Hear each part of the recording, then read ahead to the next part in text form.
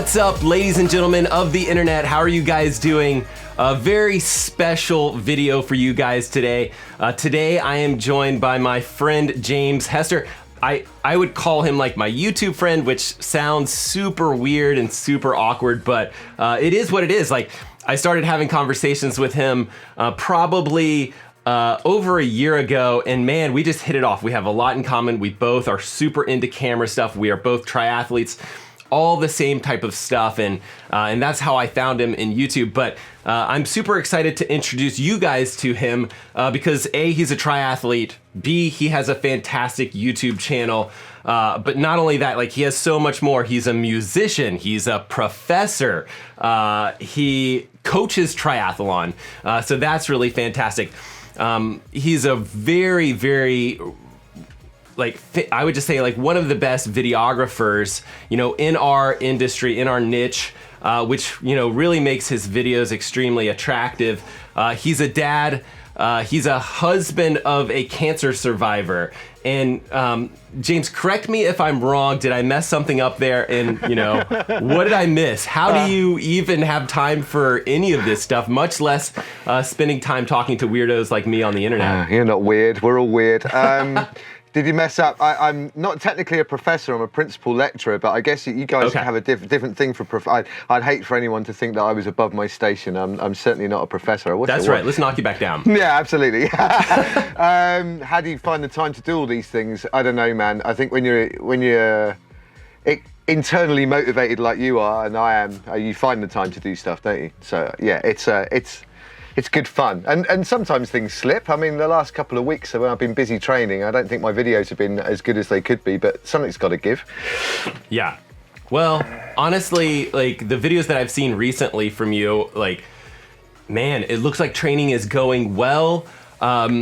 You know, that just makes me excited when things are going well for you, and it's just like the training's going well. You just crossed over 1,000 subscribers, like, yesterday, 2 days ago. I don't remember which day it was, but yesterday, like, fairly recently. I mean, all things are good. Also, and we'll talk about this, but I think you might have crossed over like a fundraising goal or metric that you might want to, I mean, this is actually really what I want to talk about. Yeah. In the intro, I mentioned, like, you know, your wife went through a cancer process. I don't know if you want to talk about that or not, yeah, or if that's private not at all. kind of information. No, not in the slightest bit. I mean, it's the whole, yeah, just ask me whatever you like, I'll answer it. I mean, it's the whole, it's what's driving me at the moment.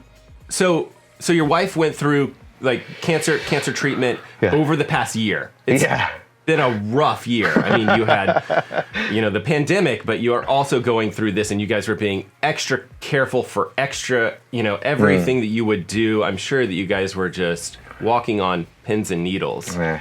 It was a fun time, looking back on it. Yeah, so about a year ago, my wife was diagnosed with breast cancer, so we were just in our first big lockdown over here, which was, you know, I don't know what it's like in the rest of the world, because I speak to someone like you, and it's like, well, some shops are shut. Over here, it was just lockdown. Lockdown. Yeah, no one on the streets, no shops open, none of that kind of stuff. So we were, in a way, it kind of panned out quite well, because we didn't have anything, you know, that we had to do. Like you mentioned earlier, I teach at university, so obviously everything went online.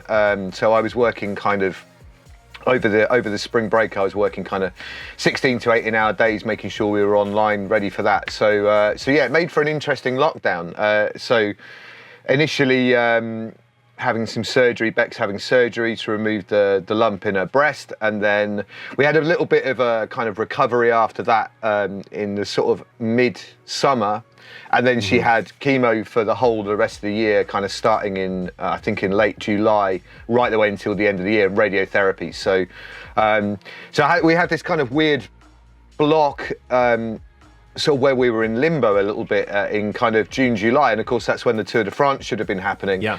And I kind of knew the end of the year was going to be a tricky time, so I went out and rode. For every day that the tour should have been on, I rode 55k every day for that 21 days, and hence, yeah, that's where this year's kind of project comes in, really. Yeah. Now, what is this year's project? What is this year's project for this summer? Okay. Like, this is what I'm super excited about within this video. Like, I mean, you're doing amazing things. You're doing a lot of things, but this summer's project. Normally, you're a triathlete, swim, bike, run.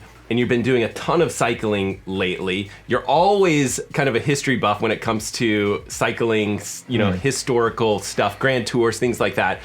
Tell us about your project. This is My Own Grand Tour is the name of it. And what is it? What does it mean? And what does that even like? What does that even mean? What does it even mean? What does it even mean? What would you say your plans are? Because they're crazy, right? I don't think, do you know, it's weird. I swing from 1 minute thinking anyone could do this, and then I get an email. I can't say much about it because there might be a feature-length documentary being made about this, but when you get an email from one of the biggest cycling channels saying that they might want to make a documentary about this, you kind of go, okay, what I'm doing is crazy. And then you look at what someone like Mark Beaumont does, and then you kind of go, but what he's doing isn't. So I'm kind of sat in this kind of limbo land, but perhaps I should explain it. So yeah, cycling is kind of the sport I got into when I was 8 or 9, holidays to France, and just becoming obsessed with cycling, and the pinnacle of which was kind of in 1987 when Stephen Roche won the Tour de France, and I've just been obsessed with cycling ever since, really. And so after last year's kind of, it was for my mental health riding in the summer, just to kind of, I knew that I needed that time. So when it came around to this year, my wife's still in recovery now, but there was a unit in Bristol that really helped us out called the Breast Cancer Unit Support Trust, and they have a charity. Well, they are a charity. So I thought, well, maybe I could do something a little bit more extreme than just riding 55k a day. 55k is about a third of what the pros ride a day. So as you said earlier, I became a professional musician, but I've always wondered, could I have been a pro cyclist? They were my two passions. And so what I'm doing this summer is every day that the tour is on, whatever mileage they're riding, I'm riding a kilometer. So if they're riding 152 miles, I'm riding 152 kilometers that day. So, and I'm also doing the same thing with the elevation. So essentially I've got mountain days here in the Mendips, which is pretty hilly, but also over in Brecon in Wales, in the Brecon Beacons, which, it's really lumpy. I've been looking at the profiles again, and I'm thinking maybe I need to change some of these, because some of them are like walls. Right. So yeah, that's essentially it. So the idea was to raise £5,000 for the Breast Cancer Unit Support Trust, which, as you said, I hit yesterday. Hit 1,000. Congratulations on that. Thanks, man. It's a big day, dude. It was, and now I've upped it to £6,000. Good. So I moved the goalposts. And yesterday, also, as you said, I hit 1,000 subscribers, and I also smashed my FTP on a ramp test yesterday too. So it was a good day yesterday. Yeah. What kind of? I feel like you should be celebrating right now. That's awesome. I kind of was yesterday, and then I went out on my bike today and realised that I probably reached a bit too deep yesterday, and I could barely ride today. Hey. It's an FTP test. It's an FTP test. Yeah, I did go hard. Yeah. I mean, if you felt good today, I'd probably say, like, come on. Well, this is a strange thing, though, man. So, like, for example, I'm doing big blocks of training at the minute. So last week I rode 530 plus kilometres, and the strongest days were the last two. So I rode 300 plus kilometres the week before, no rest days at all, just trying to get my body into this idea of riding, 100k blocks. And I was on the club rides. I rode with the club on Saturday and Sunday, and I was just, I was on fire. And then, so that's why I did my FTP test, because I thought I'm feeling pretty good right now. And I blew it out of the water. Yeah. So it's a good day yesterday, man. That's awesome. Okay, so what do you think is going to be the hardest stage or kind of stage time frame? Because sometimes it's like back-to-back stages and things like that. One thing that's interesting is like you've been like studying the tour stages, and you are all about like this tour announcements, and that was kind of cool because I had never paid that close attention to it. Nor had I. Sorry. That's all right. No, nor had I actually. Despite being like the stages were just the stages all the way through the last 35 years of being a fan. You just kind of turn on the TV and you know when the Alps are coming. Exactly. And the only ones I've ever really paid any attention to were the ones in 2018. They were right near my dad's house, so I was really studying those. But I was sat up on the night they announced the tour route in November. I stayed up. I was writing down the distances, and I'd done predictions on it. I'd kind of been That's searching. what I thought too. I was like, you've done predictions, which I thought was really cool. Well, I was scared, genuinely scared, because I put it out there I was going to do this thing, and And then I got worried, and then they got to stage 9. You're asking me about the ones that I'm most fearful. About. Yeah. So stage 9 is the longest stage they've done in the Tour for the last 20 years. So the pros have got to ride 153 miles. So I've got to ride 153 k. I was pretty just short of 100 miles, which, 100 miles, 100 miles. It's a big day for anyone, but that's stage 9. No, hang on. I beg your pardon. Stage 7, but. That's stage 7 in a block of 9 days before the first rest day. So I have 8 days before that, then 100 miles, and then 2 more days. So yeah, it's that's concerning. And then probably the one that I'm most worried about is the block of time over in Brecon and on what we call Bastille Day, but the French call the 14th of July. That's the Queen stage really, and it's a double. 2,000 meters of climbing in, I think it's 110 kilometers. So, but that, again, that's like in a block of climbing. So yeah, I'm nervous about it. The easy days will be fine. I can tap out 100k in the 1,000 meters of climbing, fine. But like, can I do that for 3 weeks? We'll find out. Am I going to be Lawson Craddock, nursing my way around? I mean, whatever happens, I'm going to win and be Lanterne Rouge, aren't I? So, I think you're going to do okay. And I probably mentioned this in the comments. Like, I think that there is some aspect of like biking yourself into fitness, and 100%. I've never done anything like you're doing. But when I've done training camps, crazily enough, the last day tends to be where I feel strongest and really strong, like scary strong, where it's like 7 days of biking in a row and, all big days. And then we do, a 100-miler of, 10,000 feet of climbing, which, I'm messing this up for metrics, but, big day in the saddle. And that's the day you feel the best of the entire week. So, what's that all about? I mean, cycling is just peculiar, man. Like if you did that with running, like you'd be in pieces. You'd be in like you would be. It doesn't matter who you are. No one gets stronger with that stuff. But cycling is just a peculiarity, and I guess that's what makes that's why you have grand tours, right? That's it's not so much who's the fastest at the end; it's who's got the slowest least. Exactly. It's fascinating. So I don't know. I love that. We'll see what happens. So are you going to be able to watch the tour at all, or you're just going to be biking? Because are you going to miss the whole thing? Crossed my mind. It might be the first year I don't get to watch the tour. No, I think I'll be all right. My plan is to be home by kind of 1, 2 o'clock because I'm gonna vlog daily, which is just what is wrong with me, man? I don't know. That's a lot of work. So I'm gonna daily vlog, which I did a little attempt at when I did a big block a couple of weeks ago, and a week or two ago, yeah. Oh man, it's full on. It's I don't know how like we know Dan. I forget his surname. What's his surname? Triathlon Dan. I mean, he doesn't have a surname. He has a precursor. He doesn't have a name. No, he doesn't. But yeah, I mean, he does. He's been vlogging daily for months, if not over a year now. I don't know how he does it, but yeah. So my aim is to be back home kind of 1, 2 o'clock, heading out about 9, half 9 in the morning. So I should catch the best bits of the tour whilst I'm kind of editing and sleeping and recovering. And I'm taking it really seriously because I'm terrified of it not. Not panning out. So I'm trying. I think it should. Yeah. I've had to. I mean, I know I don't look it. People are probably look at this going, "God, this guy's like 98 kilos. What's wrong?" I was 112 kilos in January because the only way I could kind of cope with everything that was going on last year was just to bury myself in. I was kind of just. I was working and I was looking after the kids and the dogs and Bex and giving her injections and taking her to hospital and giving her the tablets, and it'd get to 9 o'clock at night and everyone would be in bed, and I'd just think to myself, if I think too much about this, it's gonna end me. So I just was drinking too much and eating too much, so I just kind of ballooned up to 100 nearly like 112 kilos. So survival mode, right? I mean, it worked. I wouldn't recommend it to anyone, but it worked. It worked. It got me through. And I knew that I was going to have to kind of deal with that in hindsight now, but that's okay. I'm out on my bike every day, like for 3-4 hours, and now I'm processing it. I haven't drunk for a month now, so it's the weight's coming off. It just and you're going to have a champagne at the end for sure, right? Yeah, okay. Yeah. I'm excited to see that.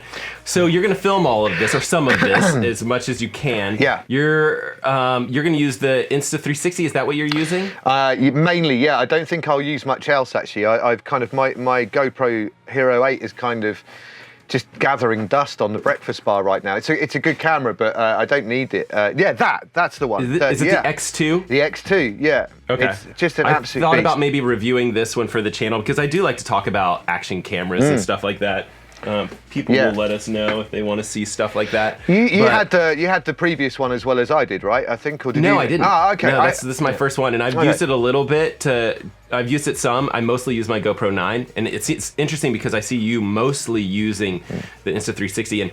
And do you have it mounted like under your bike computer? Yeah. So I on my bike I've got a Garmin mount, and underneath there's an action camera mount, and I've just got a little arm that kind of puts it in front. And if anyone knows anything about 360 cameras, it kind of stitches itself out, so it looks like you've got this kind of drone hovering. You know, kind of like a foot in front of your bike, and then you can spin it round. And if you're pointing, you know, when I'm riding around the Mendip Hills and stuff, there might be some goats or a really cool descent, and you can kind of reframe it afterwards. And absolutely, yeah, it's great for that, you know. And you can't do that with a GoPro, but yeah. And the audio that from your videos is so fantastic, and this is why I love watching your channel. It's because it kind of inspires me to be better about cinematography and audio and all the things that I need to work on my channel. And the audio that you currently are using, I think on the bike, is the Rode Go 2. Yeah, this I'm recording onto it now. Oh, you are okay. Yeah. So.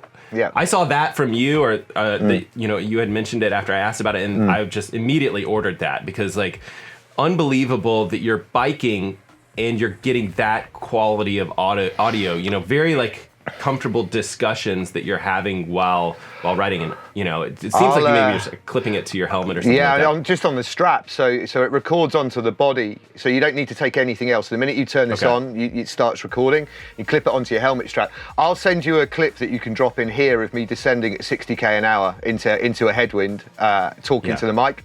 That's and crazy. You can hear, you can hear it. So here. some of you might understandably be wondering why it's so important for me to have a camera on my bike. So I make weekly videos, which at the moment are all about riding my bike, but sometimes about triathlon as well. And the 360 camera allows me to use various positions, so I can move the shot from something like this to something like this. So you must use some sort of dead cat or something to muffle the wind, or yeah, one of these, just okay, and they work great. I need to get links for. Okay, yeah, I'll have to get a link for the dead cat piece too, because I'll need to order that. Comes with it. Oh, it comes with it? Yeah, you get two of these. You get two of these and the belt pack, muffle. which you don't need technically speaking anymore because they just did a firmware update. And if you're interviewing somebody on the bike, you're out on the bike, you hit record on the camera, you hand them one of these switched on, they clip it onto their helmet strap, and it's just the business, man. Like, we've been waiting for you and I know we've both been waiting for this for years. That's something that is really reliable, that cancels stuff out. But you say that, just backtracking a little bit, you saying about watching my channel and stuff, it's utterly mutual. I mean, I see the stuff you're doing with the one that blew me away that you did recently was the one you did Ben's running challenge, and you were at the track, and I was just like, man. Oh yeah, use a 360 camera in there. Yeah. I think you called it out. You were like, Yeah. No, it was so good. So it is mutual, honestly, your channel kind of just blows me away too. And the ideas you come up with, you're really creative in telling the story. So yeah, it's utterly mutual, man, honestly. Yeah. That's what's fun about, being on YouTube, and for other people that are considering starting a channel, like, this is why you should do it, because you get to meet amazing people. 100%. Like this, and like, I jokingly said like YouTube friends or whatever, but like that's the truth. Like, I feel like we're best friends, even though we don't ever see each other, have never met in person. But we will. It doesn't feel like that. Yeah, we will. No, we will. Sure. I'm excited about someday making it over the pond and vice just going versa for a nice ride. Yeah, and swim in the lake and in the sea, and I'll take you around the pier and. Man, the swimming there. I'm excited about that for sure. So we've spoken a little bit about gear, and I know that my channel is kind of gear obsessed. And so talk us through, like, are you gonna, use a bike computer to track all of this stuff? Yeah, I am. I was a little bit kind of backward with this stuff, to be honest with you, a bit old school. And then I did a little recon in Brecon on a couple of routes last year, and I just got so lost, and I just thought, I can't. This is not something I need to be a stressor when it comes to the Grand Tour. So I'm running a 530 Edge 530. on, which is great, and So I've also just splashed out on my first ever road bike. I mean, having raced and ridden since I was 8, all my bikes, my road bikes anyway, have always been second-hand. My TT bikes have been new, but my road bikes have always been second-hand. So upgraded. Big time, yeah. A bike, a dream bike, but with the Di2, I've got that all connected to the 530. It even operates my lights. Which is just completely insane. So so you're using the Garmin light system. You're using the Garmin light system on your 530. I'm not actually. I'm using the Bontrager RT. This thing. But that is somehow compatible with your Garmin or something like that? So it falls into the Amp Plus light system protocol? Exactly, yeah. So the minute I hit start on my 530, it just starts flashing, and I can change from daylight to nighttime on it, and the top buttons on the Di2 shifters can also page up and page down, and it's just a whole new world, man. Like I grew up. Have you ever heard of the Shimano in-flight thing? It was like in the 90s. It was a wired button system that you could tape under your bar tape. Yeah, I mean, that was, to me, was that and Mavic Zap was like just mind blowing. Yeah, and now we've got all this incredible all this stuff. wireless. Yeah, so good. I definitely have a couple of videos. I have a video coming out on the 530 coming up at some point. I'm doing a series on bike computers. Okay. And then there's this little wireless component piece that I'm also going to do a review on called the Commander Unit, and basically you can use it for indoor stuff like Zwift, so you can like click a button and do power-ups, and it's just a tiny little button that just sits on your handlebars. But you can also use it like Di2 to switch between your screens when you're out on the road. So it basically uses the same wireless system. The shifters that works over Amp Plus too, or? Yep. Yeah, okay. It's Amp Plus or Bluetooth.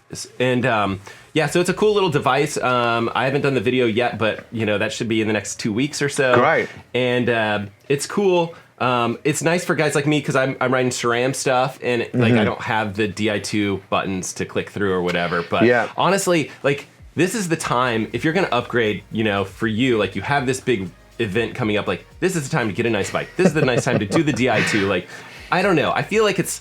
I used to think about this with Ironman races, where it's each time I do an Ironman, I would kind of be like, okay, I don't mind spending a little bit more money. It's this is a big event for me, and maybe this is the year that I upgrade a bike, or I buy that bike computer, or whatever it is. This is a big event for me personally.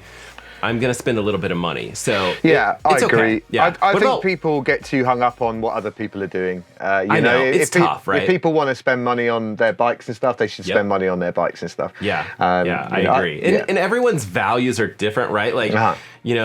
There's me and like buying a 530, it's big expense or whatever. And then there's other people where it's they're multimillionaires. It's they are what they just happen to be successful. We don't blame them for that, but you know what? They shouldn't hesitate to buy a 530. Do it. It's great. It's great.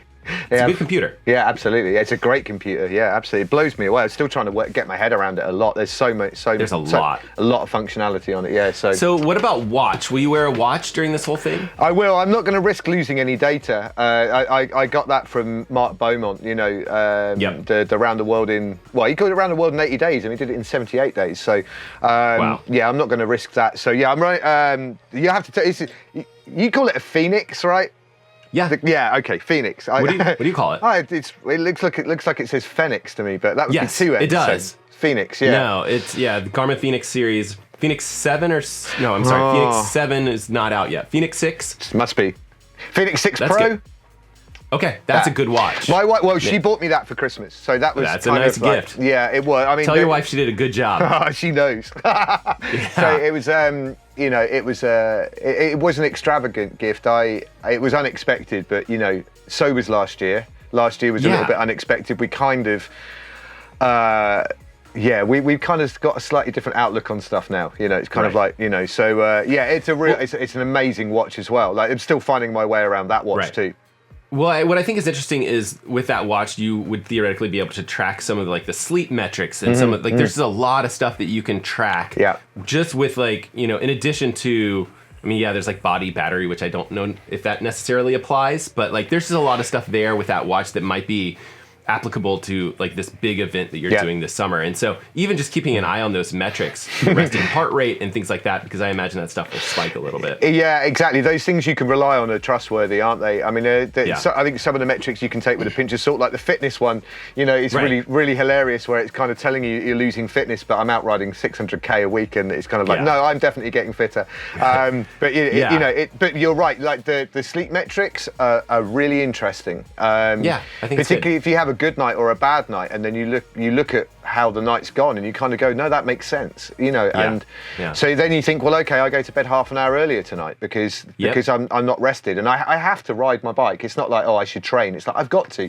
Like, it's not just the fun, like the fundraising thing. Some of my friends that run businesses have turned around to me and gone, look, I'm not going to put any money in the charity because you're making that money, but you know, what do you need? Do you need tyres? Do you need jerseys? Like, can we print this stuff up for you? And my friends coming around to drop off some stuff in a minute, and you know, they are independent businesses, and the minute those people started stepping up as well to help me out, it suddenly, like, the responsibility changed. So you know, those metrics, suddenly you kind of wake up and you go, okay, you know, this is what I have to do now to be able to train, to be able to get myself in a position to not get to stage 12 and have to bail. I can't do that. Yeah, right.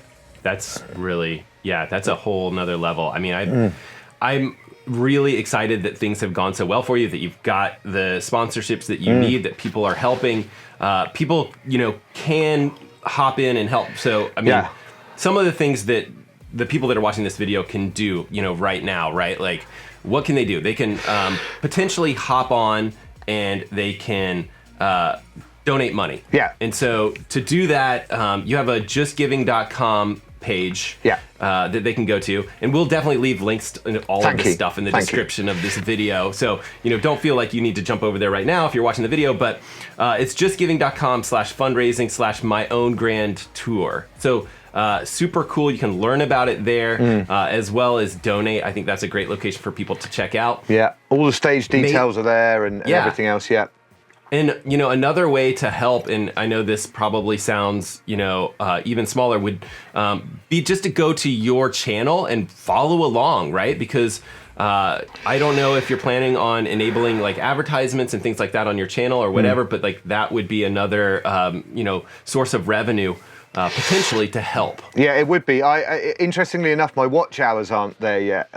So you know, maybe that just takes. It's not very much time. No, I mean, so if people want to watch a few videos and help me get the watch time up, I mean, that's perspective for. There's a couple of big companies that I'm approaching that I know won't touch me unless I'm at a certain point on YouTube, because they want that coverage on the daily. If they're going to donate a sizable amount of money, they become like a daily sponsor, and you know, they're not going to just stump up this money if I've only got, you know, 100 people watching them. It needs to be more than that, if you know what I mean. So I don't know. I mean, it's a good cause. Like, I just think it's I don't know. I think there's better reasons to donate than I agree. Yeah, visibility. But the thing is, though, and I'm sure anyone that's kind of done any sort of level of fundraising will know that you have that, you know, the difference between kind of corporate sponsors and sponsors that are interested in the sport.